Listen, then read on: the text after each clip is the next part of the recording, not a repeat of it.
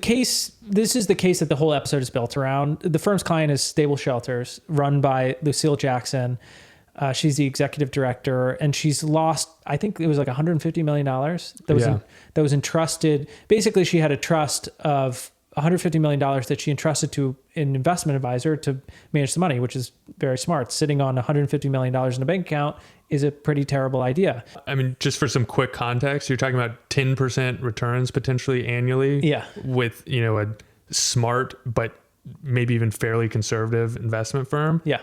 $15 million a year. Yeah, it's crazy. Yeah. It would have a material impact on their ability to have an impact in their community. Absolutely. So the money's entrusted to Anthony Maslow, who's the head of the investment firm. I don't think we get the name of it, but either way. And then it goes to zero. She has no money. She's got to take out a loan, which is how they start the episode, which is kind of a predatory loan. Harvey and Louis team up under Jessica's advice to try and solve this mystery. Where did the $150 million go?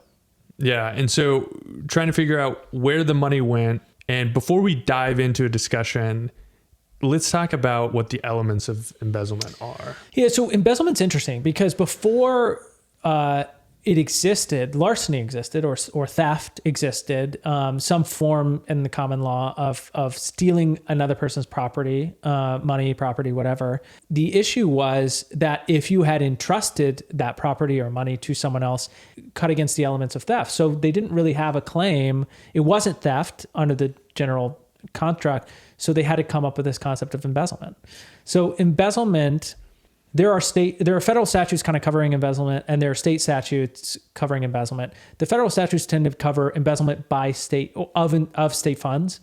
State embezzlement, criminal statutes cover, what we would normally think is stealing someone else's property in a private sector construct. So they're probably going to be using some form of the state embezzlement statutes, and each statute's gonna vary. The common cause of action is the fraudulent taking of a personal property by someone to whom it was entrusted. Pretty simple single sentence, but complicated in the nuance of how these words are interpreted. But so entrusted to the investment firm. Yes. And they took it. I mean, we find out later in the episode that it was diverted to different bank accounts in Luxembourg, or no, it was Liechtenstein. Liechtenstein, I think. Yeah, I think that's right. And so diverted to, several bank accounts in Liechtenstein and setting up our embezzlement claim.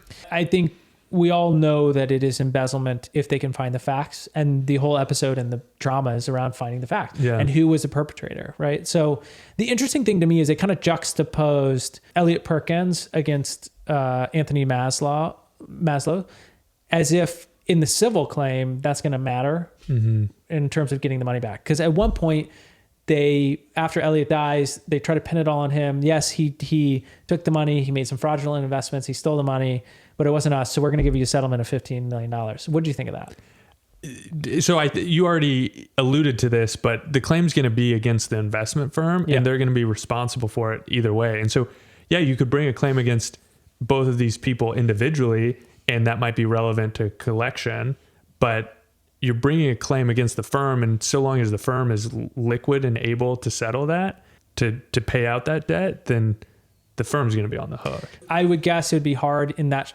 short of time to create some kind of alternative fact to make it seem like they got off easy, but they're not going to get off there. It is interesting. It certainly would matter for the criminal. Exactly. In the criminal context, a general element of committing a violation typically is intent. Yeah. You could have some sort of imputed liability, or you could be on the hook for somebody else's actions as a co-conspirator. There are other ways to get criminal liability beyond just the person who, actually diverted the money. But generally speaking, if your business partner stole a bunch of money and you had no clue what was happening, you typically wouldn't be liable for that in a criminal sense. And so they're they're trying to tease that out. Agree with you. I think the thing that you would say is they're going after the individual. Yeah. Most likely. Obviously, the firm can have some kind of criminal liability. Potentially, it's much murkier. But they're going to go after the individual. And so then they kind of are acting on their own and trying to figure out if someone's liable. And trying to find the specific bad actor. Yeah, exactly. Absolutely.